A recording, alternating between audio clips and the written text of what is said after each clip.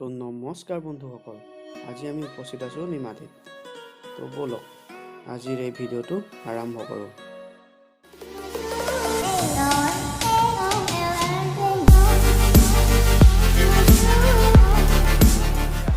এতিয়াৰ পৰা চলিবলৈ লৈছে। ইয়াৰ আগলৈকে ৰৌৰো একো খবৰেই নাছিল। নিমাতি সেই ঘটনা কাণ্ডটোৰ পৰা সেয়া ৰৌৰো চলিবলৈ লৈছে। এতিয়া আমি গৈ আছোঁ সেই উক্ত জেগাখন, যিখন জেগাত সেই নাওখন এতিয়াও ৰখাই থৈছে।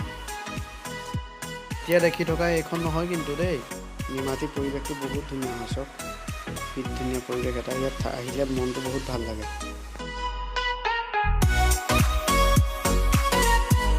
এতিয়া আমি আহি আছোঁ সেই নাও ৰখাই থোৱা জেগাখনত। সেই নাও ৰখাই থোৱা জেগাখনত এখন ৰিজৰ্ট খুলিছে চব।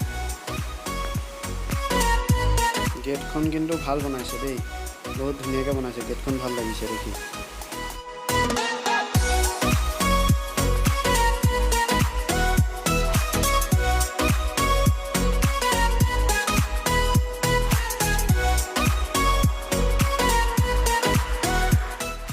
এইখনে সেই উক্ত নাওখন চক, যিখন নাও সেই দুৰ্ঘটনাটো সংঘটিত কৰিছিল। সেই নাওখন ইয়াতে ৰাখি থোৱা হৈছে।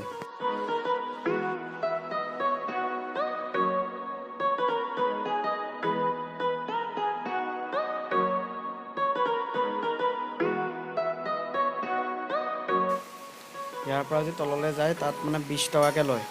ইয়াত এটা টিকেটৰ ব্যৱস্থা কৰিছে। টিকেটৰ মূল্যটো 20 টকা। ৰিজৰ্টখনৰ পৰা ওলাই আহি দূৰৰ পৰা ভিউ এটা লৈ চালোঁ কেনেকুৱা হয়। ব্ৰহ্মপুত্ৰ একদম কাষতে বনাইছে ৰিজৰ্টখন, ভাল লাগিছে জেগাখন। নিমাতিৰ পৰিৱেশটো ধুনীয়াই, আৰু লগতে এটা কুল এয়াৰ মাৰি থাকে। মানে গৰম দিনত ইয়াত থাকি ভাল লাগে, সেই শীতল বতাহটোৰ কাৰণে। ৰৌৰ জাহাজৰ ভিতৰ ভাগটো চক চাবলৈ ওলাইছোঁ। আৰু এতিয়া এদিন ভালকৈ ইয়াৰ ওপৰত ভালকৈ ভিডিঅ' বনাম। আজি বেছিকৈ বনাব পৰা নহ'ল, দেৰি হৈছে মানে, তো এদিন বনাম ভালকৈ ভিডিঅ' ইয়াৰ ওপৰত। আজি দেৰি হোৱাৰ কাৰণে কিছু দৃশ্যাংশ দেখুৱাবলৈহে আপোনাক সক্ষম হৈছোঁ। ভিডিঅ'টো চাই ভাল পালে লাইক কৰিব, কমেণ্ট কৰিব, আৰু চেনেলটো ছাবস্ক্ৰাইব কৰিবলৈ একেবাৰে নাপাহৰিব।